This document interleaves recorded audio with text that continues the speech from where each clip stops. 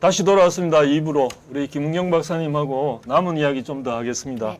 네. 먼저 이거 보니까 우리 김 박사님 역자 후기에 플랫폼 경제 아까 들어가기 전에 지금 뭐 플랫폼 경제 그 문제에 대해서 뭐 많이 좀 얘기도 하셨는데 지금 플랫폼 경제에 들어오면서 기존의 어떤 말하자면 사회 보험 성격의 그런 것들은 좀 문제가 있다. 그걸로는 부족하다, 한계가 있다 이렇게 말씀하시면서 이제 한편으로는 이런 보편적 기본 서비스를 좀 늘려야 된다 이런 말씀을 하시는데 이제 다른 한편 이제 또 플랫폼 거기에서 나오는 문제로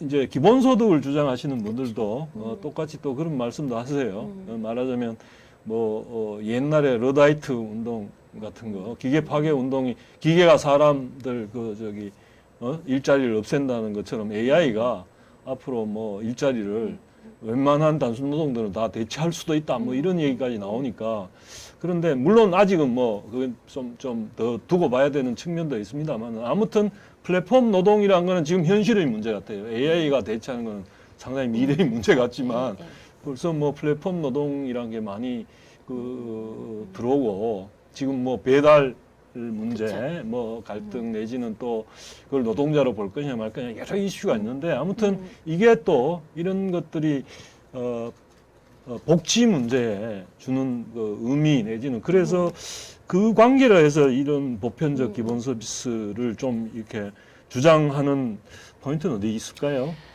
일단은 기존에 이제 우리가 사회복지제도로 떠오르면 이제 비스마르크 하고 이제 우리가 비버리지 연구했는데 그 비스마르크 시스템 자체가 사실은 이제 사회보험제도의 기본이죠. 어느 나라나 자기가 일할 때 노동하는 시기만큼의 그때 보험료를 내고 자기가 퇴직을 하거나 그 중간에 아프거나 그러면 자기가 보험료를 낸 거에 기반해서 우리가 이제 보험금을 받아서 생활을 유지하는 거잖아요. 그래서 뭐 고용보험이니 산재보험이니 이런 것도 여러 가지가 있고 그다음에 크게 보면 국민연금도 여러 가지가 있는데 그러니까 그렇기 때문에 사실 이 제도는 4대 사회보험 제도 우리나라에서는 어떻게 사회보험 제도 자체는 어떤 거냐면 제조업 시대에 상근 근로자들 그러니까 사실 종신고용도 하고 옮겨다니기보다 그런 근로자들을 대상으로 해서 만든 제도예요. 그래서 우리나라의 근로기준법도 마찬가지입니다. 한국의 근로기준법도 5인 이상 사업장에만 일단 적용이 되면서 실제로 이제 제조업 중심이거든요. 근데 이제 지금 우선은 서비스도 그렇고 지금 플랫폼 노동이라는 건 뭐냐면 이제 우리 김희석 박사님 말씀하셨고 저도 최근에 한 2, 3년 이제 플랫폼 노동을 많이 연구를 했는데 실적으로 기존의 어떤 제조업 기반적 어떤 상시 고용이라든지 노동 시간이라든지 노동 형태가 이제는 지속될 수 없는 노동이 됐다는 거죠. 플랫폼에서 우리가 만나서 잠시 일하고 헤어지고 뭐 이런 식의 어떤 그러니까 아주 흔히 얘기하는 임시직들이 자체가 이제는 모여서 이게 노동을 만들어서 흔히 얘기하는 잡이 아니라 태스크를 하는 게 이제 된 거잖아요. 그래서 이런 플랫폼 노동을 하는 사람한테 지금 우리가 전국민 고용보험 이제 하겠다 얘기를 하지만 이분들은 노동자가 아니기 때문에 지금 노동자가 근로기준법에 의한 노동자 아니시기 때문에 여러 가지 제도의 사회보험이 적용이 안 되고 앞으로 저는 이런 노동이 늘어날 거라 생각해요. 실제로 플랫폼 이용률이 굉장히 높아져요. 저도 농담으로 뭐냐면 우리 연구원 없애고 연구원 조직은 플랫폼으로 해서 사실 프로젝트 기반을 하면 되거든요. 할 수 있지. 충분히 하죠. 실제 충분히 하고 대학 교수도 마찬가지입니다. 대학 교수가 뭐 하는 게 나와 있으니까. 그러니까 그런 식으로 특히 우리 지식 노동들, 사무직 노동 특히 더 쉽거든요. 그게 오히려. 그래서 저는 그걸로 가는 건 어쩔 수가 없을 거다. 왜냐면 우리가 생산성이 워낙 낮기 때문에 기본적으로 플랫폼으로 갈 거라 생각하는데 그런 상황에서 그럼 이분들을 시장에 버려놓을 거냐. 물론 앞으로 이제 사실 유럽 같은 경우는 이분들을 노동시장에 많이 편입을 시켰어요. 실제로 보험도 적용을 하고 하지만 한국은 아직 안 되고 있는 상황에서는 결국은 다른 형태의 이제 여러 가지 서비스, 그러니까 여러 가지 사회보험으로 커버되지 않는 사람이 갈수록 늘어날 거기 때문에 다른 형태의 복지 시스템이 필요한 걸 생각을 했고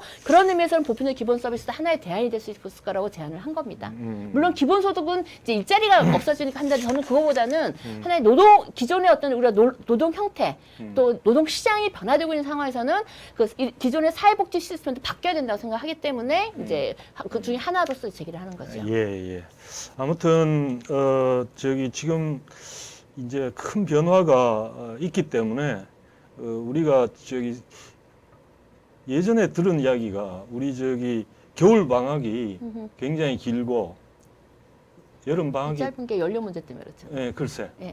예. 그래 그런 식으로 겨울에 이거 떼기 힘드니까. 근데 지금은 그럴 지금은 필요가 오히려 없죠. 그럴 필요가 없는데도 그렇죠. 불구하고 계속하는 거죠. 약간 그런 예. 그 저기 일종의 뭐라 그럴까? 그 문제들이 되게 굉장히 관성에 따라서 하기 그러니까. 때문에 굉장히 그 문제 제기가 많죠. 실제 그 문제. 그리고 한국에 그 어른들하고 술은 마셔도 어른들하고 같이 담배를 안 피우는 것도 그렇게 된 이유가 담배값이 옛날에 너무 비쌌기 비싸서 때문에 젊은 것들을 안 피우는 거죠. 그런 예, 이야기가 예. 있더라고. 근데 아무튼 예. 지금 그것처럼 이제 플랫폼 노동이라는 게 많이 들어오면 뭔가 제조업 중심으로 했던 여러 가지 제도들이 좀 이렇게 변화되고 적응될 필요가 있다. 그거는 저는 근로기준법을 전면 개정해야 된다고 생각합니다. 지금의 그래요? 근로기준법, 지금의 아무튼, 근로기준 자체가 지금 기본적으로 제조업을 염두에 둔 거기 때문에 그렇기 때문에 특수고용 문제가 생긴 거예요. 그래서 특고에서 그걸 해결해 주기 위해서 산업재해법에 넣어준 거 아니에요. 산업재 그것만. 그래서 저는 그거는 안 된다고 생각을 하고 앞으로 지금 그게 현재 논쟁입니다. 국회에서 논쟁이긴 한데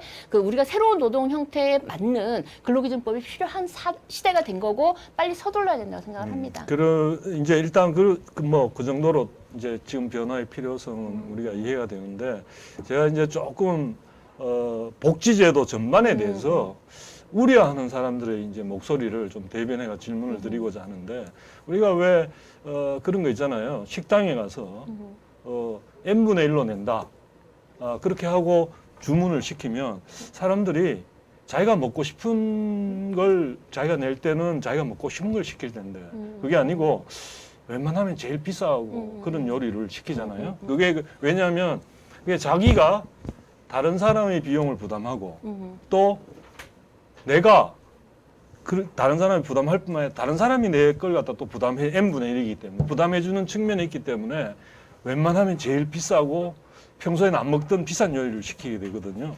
그게 이제 일종의 공동 부담하게 될 때 그걸 유식하게는 삼자 지불 문제라 그러는데 아무튼 그런 문제가 있어요. 그래서 이제 이런 이제 복지 재정을 공동으로 이렇게 마련하면 다 좋은데 뭐 아이들 말하자면 같이 하자 뭐 괜찮아 보이지만 그 말하자면 삼자 지불 문제 때문에 이게 굉장히 재정 문제가 심각해져. 예컨대 뭐 저기 흔히 나온 거 보면 의료 쇼핑 같은 거, 그죠?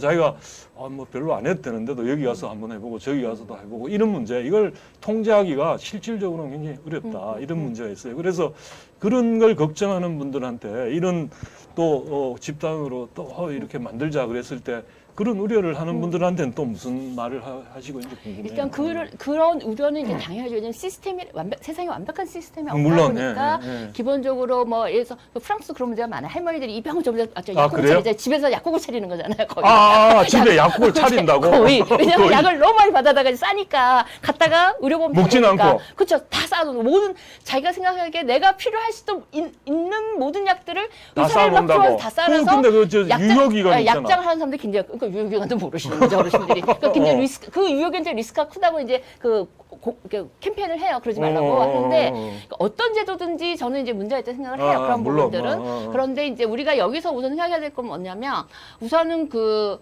하나의 시스템이 작동을 할 때 한 개인의 여러 가지 이탈이라 그러나? 그런 행위와 저 시스템이 가져야 될 원칙의 문제가 있지 않습니까? 네. 그래서 저는 그런 문제에 대한 우려는 당연하다고 생각. 그렇기 때문에 우리가 복지 시스템을 하든 뭐라든 간에 근데 감독과 관리하는 시스템이 굉장히 중요한 거잖아요. 네. 그래서 저는 뭐 그런 우려는 있을 수 있다. 당연히. 그리고 실제로 있다, 지금도. 아니, 우리 뭐 지금 의료 건강보험도 그렇잖아요. 근데 네. 그거 있다고 해서 우리가 건강보험을 없애자 얘기할 수는 없는 거잖아요. 물론 그래서 그런 관점을 좀 볼 필요가 있을 것이고. 그 다음에 또 하나는 제가 이제 저도 이제 경쟁을 했기 때문에 항상 효율성이니 경쟁이 이런 걸 보고 이제 배운 사람인데, 제가 이제 복지 시스템을 특히 사회정책적 영역을 보면서 사회정책 내지는 공공의 효율성은 무엇인가에 대한 고민을 많이 하게 됐어요. 공공의 효율성이 예, 왜냐하면 뭔가? 우리가 가장 큰 문제 공공은 여기는 이 책에도 그런 얘기가 나와요.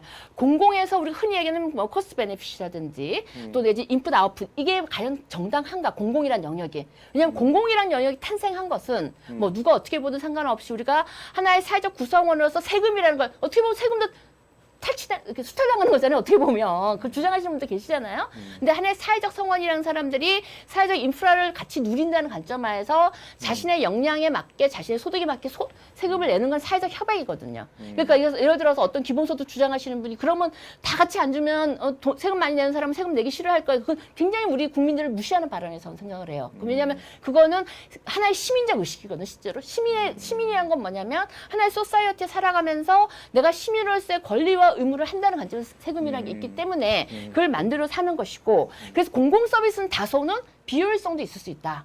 이것보다 아웃풋이 안 맞을 수가, 그걸 평가하는 자체가 저는 그거 어떤 거냐면 공공기관들한테 뭐 우리가 100만 원 넣어서 너 120만 원 벌어와, 이건 틀린 말이에요. 왜 공공기관한테 합의는 뭐냐면 공공기관 합의를 안 하면 되는데 공공기관으로 합의를 한 순간에는 100을 넣어서 정량적인 것들이 어떤지 모르겠으나 정성적으로 서비스를 대신 공급해 주는 거잖아요. 우리 지금 정교육은 엄청나게 싸게 쓰는 거 비슷하게. 그래서 저는 공공기관에 대한 공적 서비스에 대한 효율성은 단순히 정량적 평가뿐만 아니라 중장기적인 정성적이고 질적인까지 포함이 돼야 되는 것이고, 그러한 관점에서 평가를 해야 된다. 근데 이제 그게 한편으로는 뭐 그럴 수 있는 말이기도 하지만 또 달리 아까 결국 돈 문제가 있잖아요. 그렇게 말했잖아요. 그것처럼 이게 이제 한 부분에 예를 들어서 내가 교육이라든가 교육도 중시하는 사람이고 또 의료나 이런 걸 중시하는 사람이라 하더라도 그게 이제 결국은 때에 따라서는 두 개 중에 하나를 더 많이 하고 하나를 선택의 전번에 어떤 경우에 보니까 말하자면 잘 먹고 사는 데 쓰라고 준 돈을 어떤 할머니가 자기 어려운 처지에서 받는 돈을 자기 손녀딸 교육을 위해서 다 썼더라고. 그런 일이 있죠. 그러니까 그 사람한테는 자기 먹는 것보다 오히려 손녀가 학교를 마쳐서 이제 제대로 딴 사람한테 대접받기를 더 바라는 분이죠. 예, 그런 것처럼 결국은 그 안에서도 일종의 선택이 생긴, 아무튼 그래서 뭐 일단은 뭐 사람마다 또 관점이 다를 수도 있는데 아무튼 뭐 그런 거고, 그 다음에 이제 또 드리고 싶은 질문은 이건 이제 또 흔히들 많이 걱정하는 부분인데, 사실 지금 여기도 쓰셨습니다만은 세대 간 갈등이 없어야 된다. 돈을 재원을 마련하고 뭐 이런 맞는 말씀이에요. 그게 요즘 이제 흔히 지금 저출산, 고령화, 지금 이건 뭐 어떻게 쉽게 되돌릴 수 없는 그런 상황인데, 이게 지금 이제 말하자면 늘어나잖아요. 노인 고령층은 점점 그리고 오래 살고, 그리고 젊은 층은 점점 숫자가 줄고, 그러면 이게 나중에 예기치 않았는데 우리가 이걸 원하진 않았지만 그렇다고 해갖고 또 의료기술은 발달하고 예컨대 그러면 거기 들어가는, 사실 제가 보기에 젊을 때 건강보험료 열심히 냈던 걸 노인 돼서 몇 번 다 쓰거나 오히려 더 써, 자기가 냈던 것보다. 그런데 그게 모자라면 저 젊은 층이 다 해야 된단 말이죠. 그런 식으로 지금 사실은 재정 문제가 걱정하는 우려의 목소리가 그냥 단순히 그냥이 아니라 하도 빠르게 변하니까, 우리 사회가 조금씩 천천히 변하면 큰 문제가 없는데 워낙 빠르게 변하니까 그런 우려들을 합니다. 그래서 사실 이런 새로운 어떤 복지 서비스를 만드는 측면 더하기 기존에 있는 게 좀 잘 무너지지 않고 잘 가게 하는 것도 사실은 쉽지 않은 과제로 보이는데 어떻게 보세요? 그게 바로 부분적 기본 서비스인 거예요. 무슨 얘기냐면 돈을 새로 걷어서 이 사람 저 사람 나눠주면 아까 개인의 선호에 따라서 그 돈이 제대로 못 가고, 옛날에 저희가 아동수당 갖고 논쟁할 때 제가 언제 딴 자리에서 한 얘기 뭐냐면, 미국 같은 경우는 아동수당을 주면, 현금으로 주면 그러니까 아버지가 술 마신다는 거야, 알코올이기 때문에. 애한테 쓰는 게 아니고. 그런 얘기 했었거든요. 그래서 인프라가 중요하긴 했는데, 지금 그러니까 보편적 서비스, 이른바 우리가 공동의 필요에 대한 서비스 인프라가 우리나라는 굉장히 많아요. 사실은 공교육도 있고 보육도 있고 다 있잖아요. 그러니까 그거를 어느 정도는 일정 정도 보완하면서 나가면 되기 때문에 재정적 지속 가능하다고 얘기를 하는 것이고, 보편적 기본 서비스는 지금 보편적 기본소는 그거 상관없이 돈을 촥촥촥 뿌리겠다는 거잖아요. 그래서 저는 그래서 조금 반대하는 거고요. 그 다음에 이제 말씀하신 대로 저는 이제 어떤 생각은 한국의 저출산 고령화 문제는 정책 실패입니다. 실질적으로는. 정책 실패다. 정책 실패의 결과예요. 무슨 얘기냐면 우리나라 데이터를 보면 그 출산율이 떨어지기 시작한 2000년 초반에 이미 다 떨어졌어요. 그래서 참여정부 때 저출산 문제에 대해서 뭔가 작업을 하려고 막 했었어요. 실질적으로 저도 거기 참여를 했었고. 근데 그래서 이 정책 포맷을 바꿨어야 되는데 못 바꾼 거죠. 실제로. 그래서 세상에 보통 프랑스가 지금 2.0인데 프랑스가 2.0이에요. 2.0이 넘죠. 대략 2.0에서 왔다 갔다 하는데 거기가 거기가 예를 들면 이민 오고 뭐 이런 사람 빼고도 아니 그 다 합해서 합해서? 국가 전체. 그런데 국가 그러면 실질적으로 거기가 한 1.54 정도의 이 터닝 포인트를 말을 하거든요. 근데 우리 이제 확 내려온 거고. 지금 우리가 기본적으로. 얼마쯤이죠? 우리 지금 0.7, 0.8, 0.9 요 정도에 있어. 그러니까 그런데 프랑스는 2.0이라고. 2.0이죠. 이야. 초저출산, 우리는 초저출산율이라 얘기해요. 한국 같은 경우는. 그냥 저출산이 아니고. 그러니까 이렇게 된 거는 사실은 정부 내지는 국가적 차원에서 이제 대응을 잘못했던 거고. 그 다음에 또 하나 이제 저출산 이거 막는다고 돈을 퍼놓은 거 아니에요. 수당 주고 매일. 저는 그래서 실패했다. 오히려 이걸 갖다가 보육이라든지 뭐 여러 가지 그런 인프라에 넣었으면 오히려 출산율이 올라갔을 거다. 그럼요. 예를 들어서 뭐 지금 북유럽도 우리가 지금 국공립 보육시설 지금 다 그 민간에서 줘버려가지고 민간도 영리 사업이 됐잖아요. 실질적으로는요. 그래서 저는 개인적으로는 이제 보편적 기본 서비스라는 이런 것들을 저출산 고령화 사회에 맞게 이제 갔었으면 나왔는데 그걸 못했다는 거 하나 하고 다음에 또 하나는 저출산 고령화율을 돈을 넣어서 해결하면 안 되고요. 결국은 이건 중장기 과제예요. 우리가 해결하려면. 예를 들어서 그 여성들이 이제 많이 배울수록 많이 배우고 사회활동을 하면 어느 나라는 저출산에 좀 직면하잖아요. 그렇죠. 실질적으로. 실질적으로 특히 그렇죠. 동아시아가 가장 초저출산인 이유가 싱가포르, 뭐 일본 다 이유는 이 문화적인 문제도 있거든요. 그러니까 여성업체 문화적 영향이 있는 것이기 때문에 이거는 굉장히 시간을 요하기 때문에 오히려 지금 우리가 고민해야 될 것은 뭐냐면 저출산 고령화 사회에 맞는 사회적 세팅을 새로 해야 된다. 저는 거기에 하나가 법률 기본소득에 들어가는 것이고 그 외에 경제 정책이라든지 일자리 정책 이런 게 다 세팅을 새로 해서 가면서 이제 출산을 높여가야 되는 거지. 돈을 뭐 얼마를 넣고 뭐 누구를 얼마를 주고 이걸로 현금을 해결이 안 된다고 생각한다는 예, 겁니다. 뭐 하여튼 좋습니다. 일단 뭐 그렇고 그 다음에 이제 또 이제 그 경제학자들이 지금 현물이냐 아니면 현금이냐 현물이냐 그러면서 우리 김 박사님이 여기에 역자 후기에도 그렇고 이 안에도 있던데 물고기를 주는 것보다 현물이냐 혼돈 낼 수 있는데 조금 바꿀게요. 돈으로 주느냐 서비스. 아니면 돈 버는 방법을 가르쳐 주느냐 이게 물고기를 주느냐 물고기 잡는 방법을 가르칠 것이냐. 그런데 그거를 이제 말하자면 그 돈으로 주는 것보다 말하자면 필요한 서비스, 교육을 포함해서 뭐 의료라든가 이런 게 해서 그 사람이 말하자면 살아갈 그걸 주는 게 더 좋다. 이런 식으로 아주 비유적으로 했는데 그 말이 맞는 것 같은데 일단은 그러나 또 달리 생각해 보니까 그러면 옛날에 미국 같은데 바우처, 교육 바우처 같은 거 나오게 된 배경을 생각해 보면 이게 공립학교 같으면 그 공립학교에 학부모를 보냈는데 이 공립학교에서는 그냥 꼬박꼬박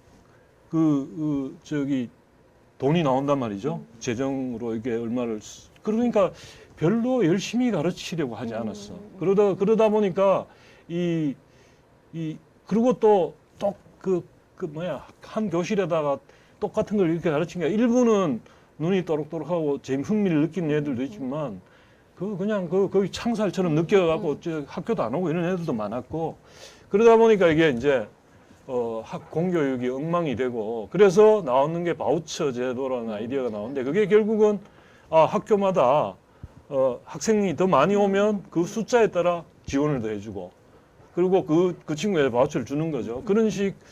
그래서 나름의 공교육 안에 이제 경쟁을 도입하고 그렇게 했는데 이게 이제 베이식 서비스, 그러니까 기본 서비스를 자꾸 늘려갈 때 이런 문제에 대한 어떤 말하자면 그런 식으로 나빠지지 않게 할 뭔가 나름대로 그런 것들은 어떻게 마련되어 있는지 궁금해할 수 있거든요. 한국의 어떨까요? 공교육은 이제 다 무너져가지고 뭐 바우처가 뭐고 하는 사실 저를 보고 있으면 굉장히 깝깝한 영역의 공교육이잖아요. 예. 여러 가지 뭐 교사들의 인권도 굉장히 중요하지만 네, 예, 실제로 이제 뭐. 학생들 자체가 품질이 좋은 교육을 못 받고 있고 그것도 핵심은 또 대학 입시 제도고 그 대학 입시 제도를 두고서 또 대학 경쟁 문제가 있고 여러 가지가 이제 지금 교육에 같이 얽혀 있는데 머리 아픈 저는 이제 문제죠. 예. 그래서 그래서 교육 문제가 제일 한국에서 사실 제일 어려운 문제 중에 하나를 얘기를 하는데 이 공교육 인프라에 대한 건 아까 우리 의료 쇼핑과 비슷한 문제인 것 같아요. 무슨 얘기냐면 한국의 저는 한번 교육을 한번 본 적이 있는데 이 한국의 공교육에서 아까 얘기하신 거 있잖아요. 관리가 안 되는 시스템이 그러니까 관리가 안 돼. 대학 교육이 관리가 안 되듯이 실적으로는 중고등학교도 공교육 자체가 지금 관리가 안 되고 있군요. 여기는 뭐 노조 문제도 있고 여러 가지 문제가 있는데 그래서 저는 우선 어떻게 생각하냐면 공교육의 질을 높이는 것들. 사실 질이 높은 공교육 보내요. 사실 좋은 학교를. 그래서 영국에도 보면 공교육과 사교육이 있는데 공교육이 질이 높은 동네가 집값이 비싸고 거기로 가잖아요. 또 민간 학교는 또 이제 그러니까. 그런 문제가 있어서 저는 공교육의 질을 높여서 인프라를 늘린다면 저는 뭐 큰 문제가 없을 건데 문제는 이 질을 높이고 실제로 좋은 서비스를 제공하게 하려면 실질적으로는 이거에 대한 철저한 관리와 평가가 필요한데 이 평가 시스템 잘 안 받아들이잖아요. 우리나라 공교육에 계신 분들이. 그래서 저는 이 부분은 명확하게 소비자 중심 평가를 해야 되는 거예요. 그 보육도 마찬가지, 유치원도 실질적으로 여기서 계속 주장하는 건 여기서 주장한 건 뭐냐면 서비스 인프라를 단순히 깐다, 많이 확장한다의 문제 플러스 더 중요한 건 뭐냐면 소비자가 직접 이 이사라든지 관리를 하는 방식을 얘기를 되게 많이 하세요, 이분은. 그러니까 참여해서 실제로 이사회를 구성해서 질이 나쁜 제대로 못하는 교사들은 잘라내고 이래야 되는데 우리는 이른바 이제 교육청이 잡고서 뭐 하여튼 좀 그렇게 하고 있잖아요. 그래서 조금은 이상적이지만 저는 이렇게 점진적으로 이렇게 안 가면 사실 공교육을 다 없애버려야죠. 실제로. 그래서 안 그래도 지금 말씀하시는 게 제가 굉장히 놀란 게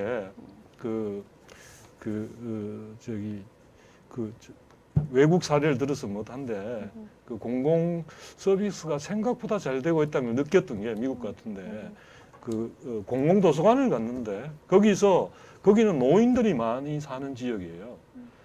그런데 거기 갔더니 탐정 소설 글자 크게 해가지고 그게 되게 많아. 그게 공공 서비스인 거죠. 그렇게 그래서 생각보다 수요에 반응하는 거는 좀 신기했어요. 신기했는데 그러면 이제 지금 말한 건 결국 수요자들, 서비스 수요자들의 필요와 또 변화에 잘 어떻게 반응할 수 있을까? 이 문제거든, 그게. 저는 어떻게 보면 우리가 수요자를 너무 객관시켜서 보는데 한국이 지금 안 되고 있는 게 뭐냐면 제가 계속 근데 사실 되게 힘들어요. 저 돌아다니면서 보면 결국은 하나의 공공일수록 그 공공에 돈을 내는 모든 국민들이 혈세들이 들어가기 때문에 이분들이 참여해서 이 조직을 좌지우지할 수 있어요. 물론 그러면 이제 한국은 좀 시끄러지는 부분도 생기긴 하지만 근데 그게 바로 민주주의고 그게 바로 시민사회고 그게 지역사회거든요. 그래서 이분은 국가적 권위보다는 이 보편적 기본 서비스와 관리단 이런 걸 지역을 많이 강조하세요. 지역 레벨. 커뮤니티 지역을 강조하시는데 한국이 이게 아직까지 이제 우리가 시민사회를 못 겪은 나라잖아요. 어떻게 보면 그러다 보니까 굉장히 관과 민간에게 떨어져 있고 그렇죠. 좀 그렇고 관이 좀 마음대로 한다는 그런 의식도 되게 우리가 강하고 그래서 이런 부분 민주주의적 질서의 시민 민주주의 내지 시민성의 강화 속에서 이런 게 같이 이루어져 가는 거죠. 그게 이제 세금하고 최소한 세금하고 서비스하고 세금을 내는 사람의 눈치를 많이 보느냐 안 보느냐가 그걸 봐야 되는 거죠. 굉장히 중요한데 그래야 그렇게 들어가는데 그렇죠. 우리가 그렇게 반응하는 쪽으로 잘 갈 수 있을지도 사실은 아니 그렇게 가야죠. 지금 가야 한다. 그러니까 지금 이 상태로는 지속 가능하지가 않죠, 실질적으로는. 그래서 저는 가끔 분노할 때는 그 얘기도 해요. 제가 분노할 때는 분노도 우리 납세 거부 운동을 해야 된다. 납세 거부. 그랬더니 한번 국세청 쪽에서 연락이 왔더라고요. 제가 칼럼을 그렇게 썼더니. 그러니까 그 정도로 저는 이제 이게 심각한 생각을 해요. 개인적으로는 우리의 세금이 정치인의 포켓몬이잖아요. 그리고 그냥 본인 표 얻는 수단이고. 아니. 그것도 그렇고 그게 또한 저는 사실 관피아 정피아 보면서 오히려 관피아보다 정피아가 더 하더라고요. 이제 갈수록. 이게 잘못 가고 있는 사회인 거죠, 실질적으로는. 그래서 저는 왜냐면 관은 이제 많이 상당히 투명해졌어요. 많이 투명해졌는데, 이 정피아들이 이제 굉장히 어두운 거거든요. 이게 암흑질인데. 저는 이제 이 공공 서비스를, 잘못하면 여기 정피아들이 들어갈 수가 있거든요. 그래서 저는 이제 어떤 시민사회에 기초한 제대로 된 시민사회 이게 이제 누구 일정 특정 사람을 주는 시민사회가 그래서 우리 모두가 납세라는 모든 사람들이 이런 시스템이 들어가서 감시하고 관리하고 감독하고 사람을 치워야 된다는 거예요. 근데 그거는 하루 이틀이 안 돼요. 왜냐면 우린 시민양말을 못했잖아요. 왕을 목을 한번 잘라야 되거든요. 근데 우린 그걸 못한 국민이기 때문에 이제 천천히 가야 되는 거죠. 실질적으로는요. 하여튼 알겠습니다. 하여튼 쉽지 않은 이게 얘기하다 보니까 이런저런 이야기들이 나오네요. 아무튼 그 다음에 이제 일단은 우리 김은경 박사님께서 그 한국의 복지 지금 복지 뭐 잠시 말은 했지만 그게 지금 어떤 면에서는 진지한 논의가 부족하다. 그와 동시에 아주 정피아 얘기 방금 했는데 이게 한편으로는 아주 누가 그랬거든. 그러니까 깊이 있게 생각하면서 하기 위해서는 이게 짧은 승부를 보는 데서 그럴 걸 하면 안 되지. 왜냐하면 대선을 앞두고 막 해버리면 깊이 생각할 시간이 없는 게 돼버리니까. 예를 들면 그런 걸 비판을 아주 세게 하시면서 한국 복지에 진지한 논의가 필요하다. 뭐 이런 이야기를 좀 하셨는데 지금 우리 사실은 이런 얘기를 더 깊이 하려면 우리가 유효한 한국 복지 현주소를 좀 논할 필요가 있는데 그건 뭐 너무 깊어서 그것까지 다 하려면 그래도 짧게 좀 한 말씀 좀 우리 현재 우리 한국 복지 정책이 어떤지 잠시 그다음에 어떻게 좀 바뀔 필요가 있다 이런 이야기를 좀 한마디 하신다면. 네, 우선 한국에서 이제 복지 정책은 사실은 그 1998년 이제 외환위기 있으면서 뭔가 사회적 인프라가 필요하다, 사회 안정 필요하다는 얘기들이 나왔잖아요. 그래서 그때 사실은 조금 더 장기적, 중장기적 비전화해서 얘기가 됐어야 되는데 이제 그때 이제 좀 무작위적으로 들어왔다 그러나 좀 그런 것들이 좀 있었던 것 같아요. 그래서 일단 중요한 건 뭐냐면 한국은 5년, 지금은 5년이죠. 5년 주기마다 여러 가지 사업들이 나와요. 실질적으로는 그렇죠. 뭐 그때 보육도 늘고 그때 장기 요양도 들어오고 막 이런 식이잖아요. 그래서 그러다 보니까 실제로 세팅이 되고 나서 그분이 당선돼서 그 얘기를 그걸 준비하는데 한 2년 걸려요. 원래 그 정책 지형에서. 그럼 한 1, 2년 하다가 또 나가세요. 그죠?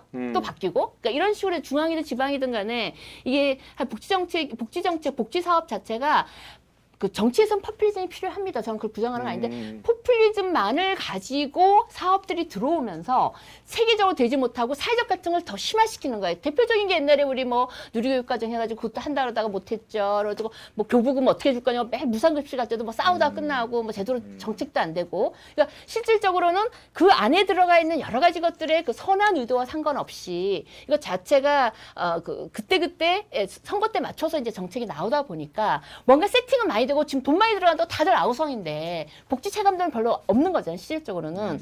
저는 근데 이게 사실은 어떤 문제라고 저는 생각을 하냐면 그러니까 그러니까 선진국일수록 정당 제도를 이제 자리 잡아서 각 정당의 정치적 방향에 맞게 복지 제도가 세팅이 되는 거잖아요.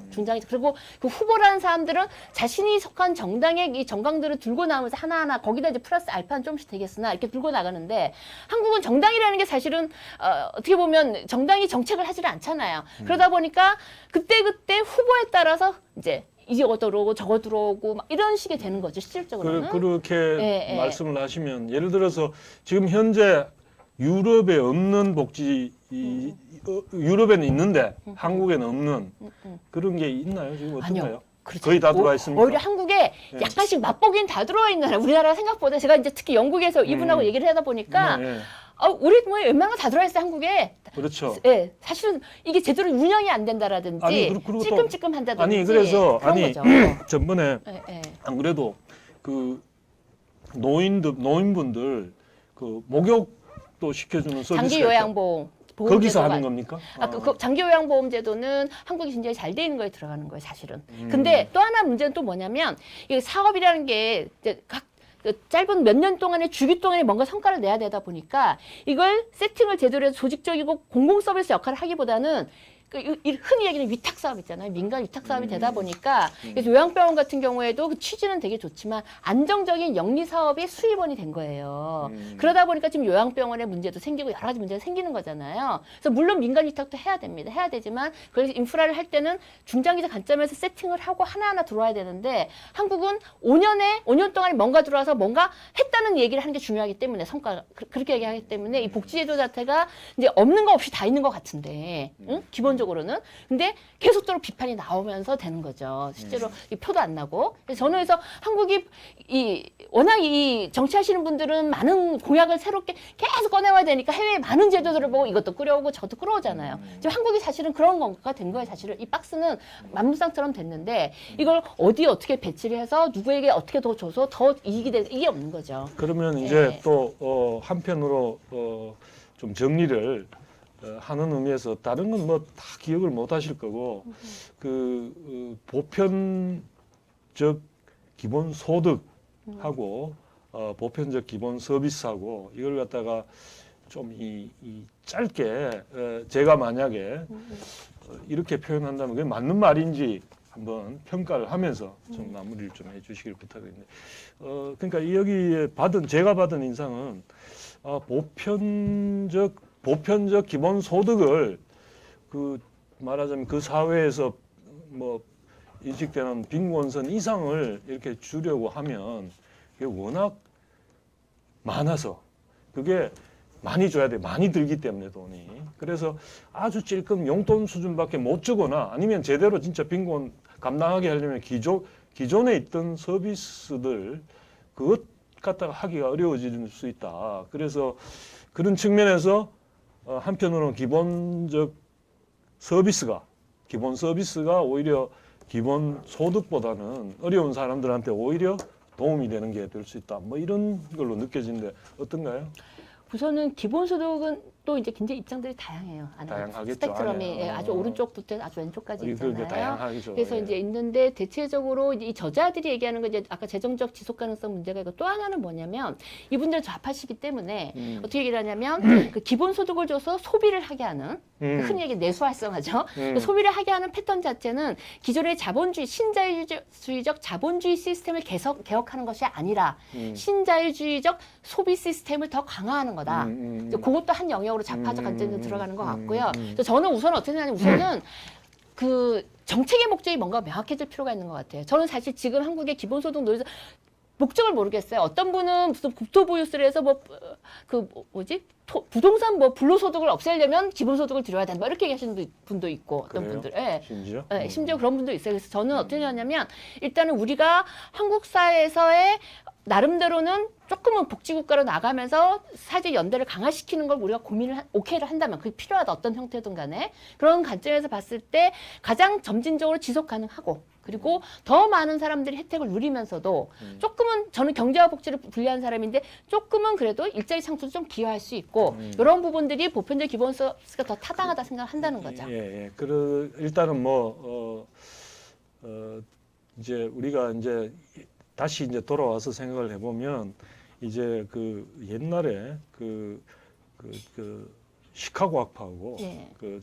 하버드 학파랄까 그 사람들이 뭐 논쟁을 한 내용 가운데 하나는 이 가난한 사람한테 뭐 그 사람한테 돈을 줄 거냐 아니면 건강 음료를 줄 거냐 그랬을 때 이제 시카고 학파 사람들은 돈을 돈 주라. 주자 얘기하죠.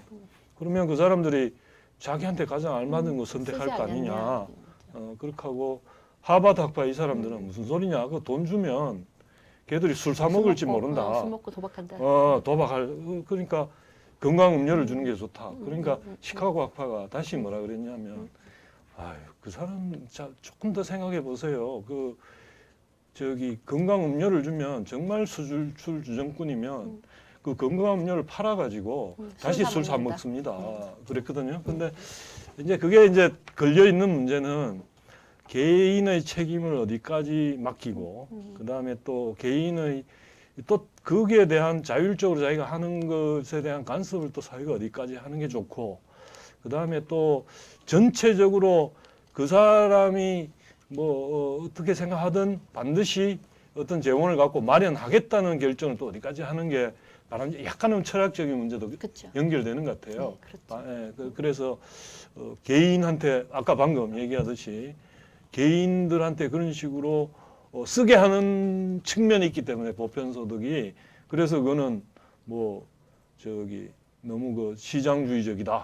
좌파들은 이제 그런 식으로 또 비판도 하는데 또 반대 생각을 가진 사람들은 아니 무슨 소리냐 그게 자기가 자기 자율적 책임만에 할 부분을 오히려 뺏어가는 거 아니냐 이런 논쟁이 있는 것 같습니다. 아무튼 그래서 정책 목표가 중요해요. 정책 목표가 뭐냐는 거예요. 뭐냐? 그러니까 예를 들어서 지금 만약에 이제 한 개인에게 뭔가를 소비를 하고 자기가 이제 자기의 선호는 효용을 극대화시키는 방식을 얘기하면 저는 시카고 학파 얘기가 맞다고 생각을 해요. 그러니까 효용을 극대화시킨다 그러면. 근데 지금 우리가 얘기하는 건 목적이 뭐냐면 한 국가의 한 사회의 그 복지 전반적인 복지 시스템, 복지국가 소득 불평등을 완화시키면서 어떻게 전반적인 사회 전체의 효용을 높이는가에 어떤 그 초점을 뒀기 때문에 저는 아까 현금이라는 것보다는 실제로 이 프리퍼런스가 여기가 높다. 왜냐하면 예를 들어서 내가 돈이 있으면 민간병원 가면 되거든요. 병원도. 그래서 그런 관점에서 얘기한 거고 저는 그냥 나한테 돈 줘서 뭐 마음대로 쓰게 한다면 건강음료보다 당연히 돈이 낫죠. 그래서 좀 목적이 다른 것 물론 같아요. 뭐 함수가. 예, 함수 물론 자체가, 예, 목표가. 시카고 학파를 하더라도 저기 중간 현실적인 솔루션을 제시하기도 합니다. 예컨대 그 바우처 같은 거는 교육을 받는 사람들한테 그 바우처를 주는 거기 때문에 아예 돈을 주는 게 아니라 바우처를 그쵸, 주기 그쵸. 때문에 그 바우처로 자기가 할 수 있는 거는 교육 서비스밖에 못 그렇지 않아요. 그거는 이제 구매하니까. 복지제도의 하나거든요. 그게 다 해서 하여튼 저는 지금의 한국의 논쟁이 조금 그러니까 어떤 복지와 소득 불평등 이런 완화에 대한 목표를 좀 두고 해야 되는데 지금은 조금 그렇지 않다는 생각이 좀 들어서 예, 많이 완화의 듭니다. 목표. 그러니까 소득 불평등을 완화하고 사회적 연대를 강화시킨다는 관점에서 봐야 되는데 아까 얘기했던 이분들이 생각하는 이 좌파, 영국 좌파가 보시기에는 그 신자유주의 체제라는 게 가장 리버럴한 거잖아요. 어떻게 그렇지. 보면. 그래서 그런 것들을 더 강화시킬 뿐이지 한 개인이 이걸 쓰면서 사회적 연대가 강화되고 하나의 복지국가로 나가는 길이 아니라는 사회적 거죠. 연대도 참 어려운 말입니다. 어려운 예, 말이죠. 왜 그러냐면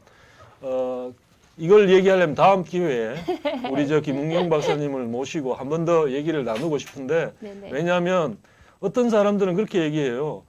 저도 경험을 했는데 옆집 할머니가 돌아가셨는데 그 옆집 할머니를 친척들이 누군지 아는데 한 일주일 이상 걸리더라고. 연락되는데 왜 그런지 물어봤더니 그 양반은 사회적으로 다 케어가 다 되니까 자식이고 친척이고 별 신경한 건 자기 사는 거야. 그러다 보니까 그 사람 죽은 걸 아는 걸 제대로 확인해가지고 통보하는데 일주일 걸려. 그래 그걸 갖다 비판하는 사람들 뭐라 그러냐면 뭐라고 비판을 하냐면 너무 국가가 모든 걸 해주려고 하는 그게 자꾸 쌓이다 보니까 개인들이 가족이 서로 가져야 될 유대조차도 대체가 된다. 자꾸 국가와 개인 간에. 그런 비슷한 얘기 나와요. 예, 그래요. 그런 주장도 있던데 하여튼 이게 어떤 레벨에서 어떻게 잘 되지 않으면 또 그렇게 엉뚱한 수도 그렇죠. 있는데. 잘못된 효과가 나올 수도 있죠. 예, 그러니까 연대라는 의미가 그 어떤 상당히 또 얘기해 봐야 될 게 많이 있는 것 같습니다. 굉장히 큰 주제죠, 그 자체가. 예, 그래서 하여튼 오늘 오랜만에 사실은 저 개인적으로도 우리 김은경 박사님하고 좀 아는 사이인데요. 이렇게 오랜만에 뵈니까 좀 이런 말 하면 또 뭐 좀 더 이렇게 민감한 시대에는 이렇게 좀 더 이게 왠지 저 옛날에 비해서 더 성장하신 분 같은 늙었잖아요. 알겠습니다. 예, 다음 기회에 또 모시고 네. 한 번 더 듣도록 하고 여러분 기본소득을 넘어 보편적 기본 서비스로 이 아주 여러분이 생각해 볼 거리들을 참 많이 주고 있는데 특히나 다른 번역한 책하고 달리 역자 후기가 아주 책은 아주 그렇게 맞아요. 두껍지 않은데 역자 후기가 비례적으로 볼 때는 굉장히 두꺼운 그런. 이거 책 페이지 맞추는 거. 책이 너무 이게 원본이 너무 그랬어요? 얇아가지고 예쁘게 안 나와서 제가 역자 후기를 좀 길게 씁니다. 예, 어쩔 수 없이. 예. 아무튼 우리 사회에 보편적 기본 서비스라는 새로운 화두를 던지면서 상당히 제가 보기에는 어쩌면 이번 대선에서도 누군가 보편적 기본 서비스란 말을 할지도 모르겠다 이런 예상이 좀 되는데 그 책을 번역하시고 긴 역자 후기를 쓰신 김은경 박사님을 모시고 오늘 이런저런 얘기를 나눠봤습니다. 오늘 나와주셔서 너무 감사합니다. 오히려 불러주셔서 감사합니다. 그래요. 예. 또 뵙도록 하겠습니다. 네, 그렇게 하겠습니다. 감사합니다. 감사합니다.